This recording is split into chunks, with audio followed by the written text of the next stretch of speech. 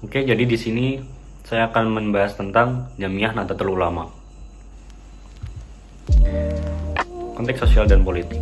Organisasi Nahdlatul Ulama atau biasa disingkat menjadi NU merupakan organisasi yang didirikan oleh para ulama pada tanggal 31 Januari 1926 atau 16 Rajab 1344 Hijriah pada kalender Islam, tepatnya di Kartopaten, Surabaya. Kata Nahdlatul Ulama sendiri berarti kebangkitan ulama atau kebangkitan cendekiawan Islam. Nahdlatul Ulama merupakan salah satu organisasi Islam terbesar di Indonesia hingga saat ini. Tokoh pendiri NU adalah Kiai Haji Hasyim Asy'ari yang merupakan RSA pertama di NU.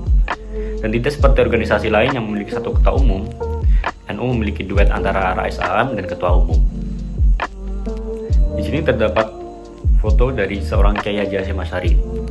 Kiai Haji Hasyim Asy'ari adalah salah satu pahlawan nasional Indonesia yang ditetapkan langsung oleh Bung Karno pada tahun 1964. Beliau sebagai tokoh pendiri NU dan juga merupakan Rais Akbar NU di tahun 1926 sampai 1947. Kontribusinya sangat dirasakan oleh seluruh Nahdliyin, tepatnya pada Muktamar NU 1930. Kontribusi beliau terhadap NU dibuktikan dengan menulis anggaran dasar NU yang dikenal dengan Qanun al-Asasi Jamiah Nahdlatul Ulama. Lalu membahas tentang sistem nilai. NU memiliki tujuan untuk melestarikan serta mengamalkan ajaran Ahlus Sunnah wal Jamaah atau Aswaja yang menganut salah satu dari 4 imam besar, yaitu Hambali, Syafi'i, Maliki, dan Hanafi.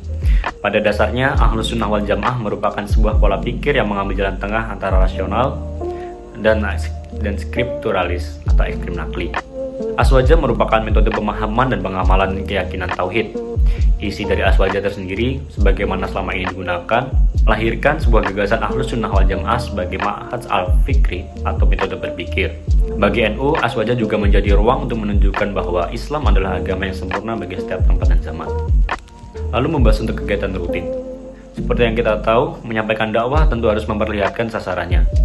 Sasaran yang dimaksud yaitu tingkat pemahaman sebuah masyarakat sehingga seseorang dai dapat menentukan strategi dakwah agar mudah diterima. Dalam metodenya, NU menggunakan metode yang digunakan oleh songongnya seperti lagu ataupun dengan wayang. Terkait dengan hal itu, Ketua Pengurus Cabang Nahdlatul Ulama atau PCNU dari Jember, Jawa Timur, Kiai Haji Abdullah Syamsul Arifin menjelaskan strategi dakwah dengan memahami tingkat pemahaman atau struktur sosial sebuah masyarakat menentukan dakwah tersebut mudah diterima atau sebaliknya.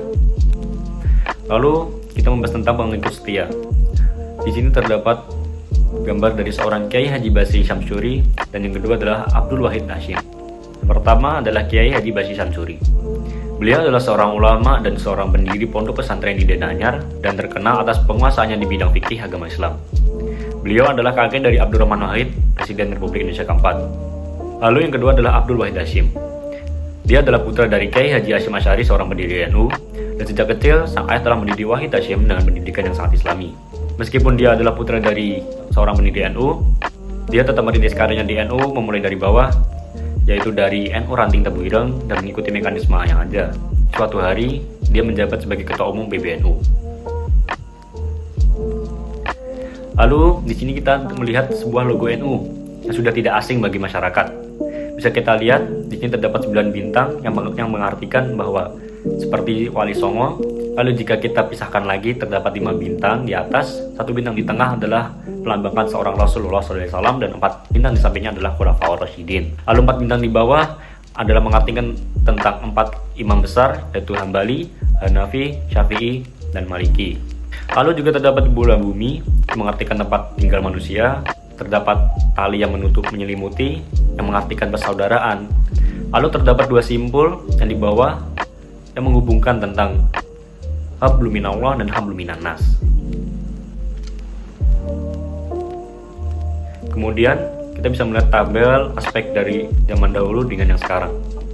Yang pertama, perbandingan dari konteks sosial politik yang dulu dengan yang sekarang adalah berfokus pada dakwah kita di NU, dan yang sekarang tidak ingin terlibat dengan politik dan hanya ingin fokus ke kita, dikarenakan NU pernah memasuki keadaan yang tidak baik saat terlalu terjerumus ke dalam dunia politik.